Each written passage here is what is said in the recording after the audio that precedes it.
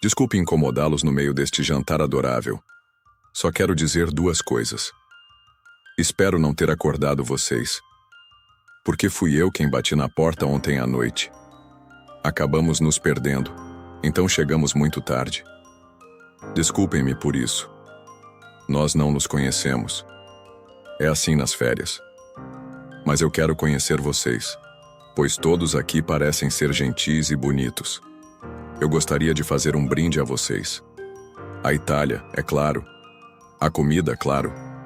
E ao amor. O ano é 2022 e o filme é Não Fale o Mal. Um filme dinamarquês de terror psicológico cheio de mistério e tensão, que chamou tanto a atenção do mundo que poucos anos depois tivemos um remake americano de mesmo nome. Qual o limite para a tolerância? Até que ponto se aceita uma atitude fora do normal? O fato de ser tão educado e não conseguir dizer não pode ser, e é um grande problema. Eu sou o Alex Souza, e você está no Cinema Amarelo.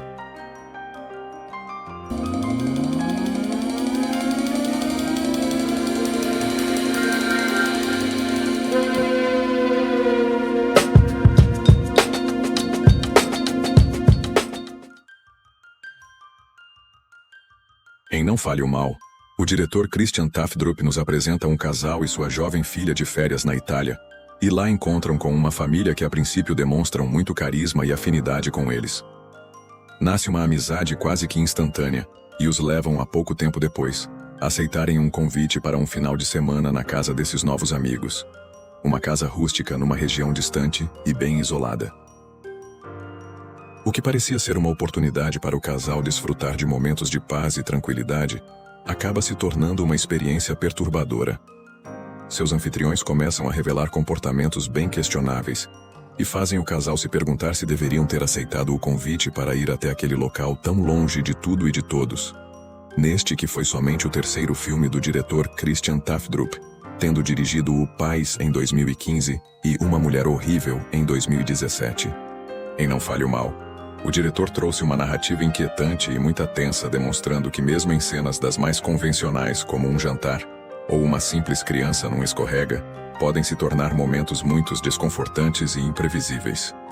Sua direção é equilibrada, dando um tom de falsa paz em certos momentos, e uma transição para o desconforto muito aparente para os personagens logo em seguida. Segue um estilo em que muitas das vezes conta a história com o que se vê, não precisando explicar o que ocorreu. Não precisa dizer de onde os personagens vieram e para onde vão, pois com um simples objeto na cena, você entende e se localiza no ambiente. Trata com muita paciência o desenvolver de cada personagem, inclusive as crianças que, apesar de não terem tantos momentos diante das câmeras, sempre que aparecem se mostram personagens que despertam curiosidade no espectador, principalmente o filho do casal de anfitriões que possui uma justificativa para a ausência de falas. A câmera fixa a certa distância da mesa para mostrar a reação de todos ao desenrolar de certas conversas. A câmera a grande distância em certos momentos para apresentar algumas locações que despertam curiosidades. São algumas das muitas maneiras de demonstrar a eficácia por parte do diretor em nos situar em toda a região, não só da casa, mas de toda a região em volta dela. Saber o quanto essa casa é distante da civilização desde o início do filme já nos coloca como espectadores, que a todo momento sabemos que algo de ruim deve acontecer e a família terá muitas dificuldades de escapar. O diretor não estava tão familiarizado com o gênero de terror, sendo esse seu primeiro filme predominantemente nesse sentido. E sendo também o roteirista, ele admite que não estava pensando nele como terror desde o início, mas que foi caminhando nesse sentido naturalmente.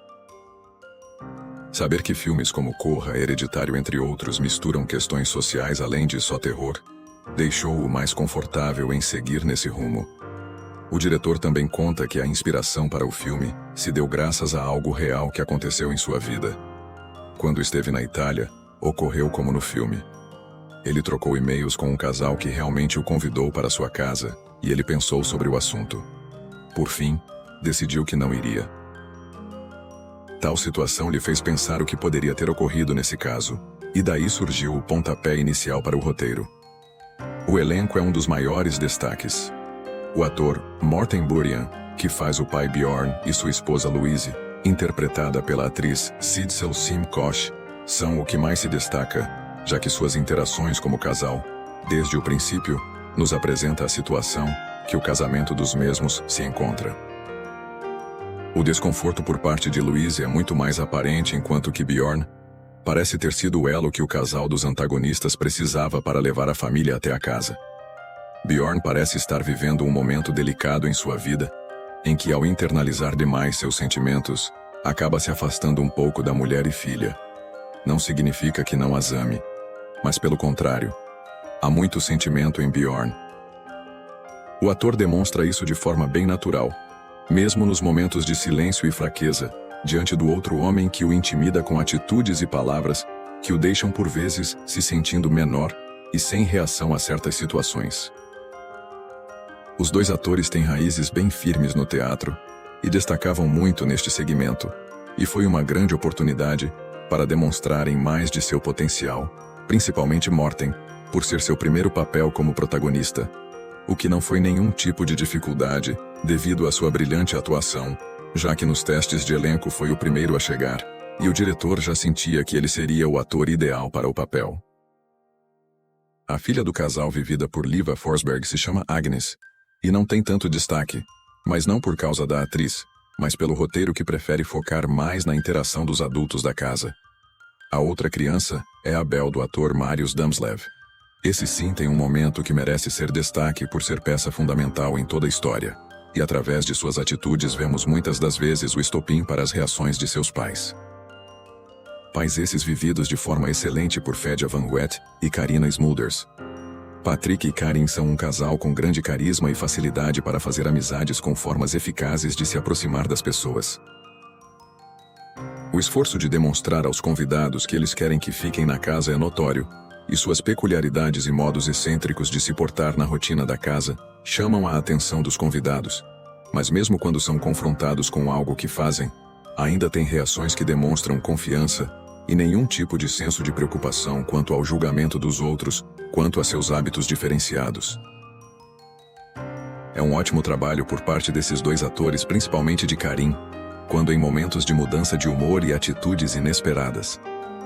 Os pontos positivos foram a trilha sonora, que desde o início já anunciava que havia algo de errado.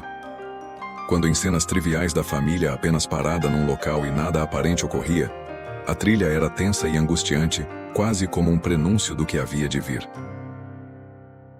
A maneira como o filme misturou o suspense, o drama familiar e o terror foi muito eficaz e deu muito certo graças à dinâmica entre os personagens e principalmente uma direção segura, que não se apressou em mostrar demais e segurou até o momento ideal tudo aquilo que o espectador já havia construído em sua mente no decorrer do filme.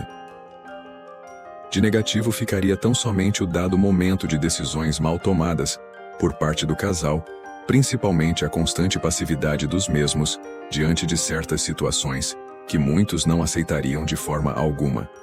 Mesmo entendendo que a mensagem do filme é justamente sobre essa questão da passividade ou medo de desagradar. Mas em certas cenas parece surreal isso ocorrer, e pode fazer com que certos espectadores acabem saindo um pouco do filme por tal situação. Como informado anteriormente, o filme teve grande visibilidade em festivais pelo mundo e chamou a atenção de Hollywood, o que fez com que 2 anos depois fosse a estreia de um remake americano, trazendo o famoso ator James McAvoy como grande vilão. McAvoy já vem se destacando pela atuação em filmes como Fragmentado, It Capítulo 2, entre outros. Sua atuação realmente rouba a cena nesse remake, e vale a pena ser assistido, já que, como efeito de comparação, o final é bem diferente do original. Que cada um assista e tire suas conclusões de qual 2 foi o melhor. Por fim, Não Fale o Mal é um filme inesquecível que vai te deixar atento do início ao fim, e uma experiência que te fará pensar 2 vezes no quanto é necessário aceitar certos comportamentos como normais, e se devemos ou não confiar em quem quer que seja. Filme recomendado para todos os públicos, mas principalmente para aqueles que querem fugir um pouco daquele terror de sustos e diálogos menos relevantes. Seria mais um filme para refletir sobre família, sentimentos e convivência. Vale muito a pena conferir e se surpreender, principalmente para os que assistem mais filmes mainstream e não conhecem muito do cinema europeu e suas formas de contar histórias. O que vocês acharam de Não Fale o Mal? Deixe seu comentário e não se esqueça de se inscrever para mais recomendações de filmes como esse. Nos vemos no próximo vídeo.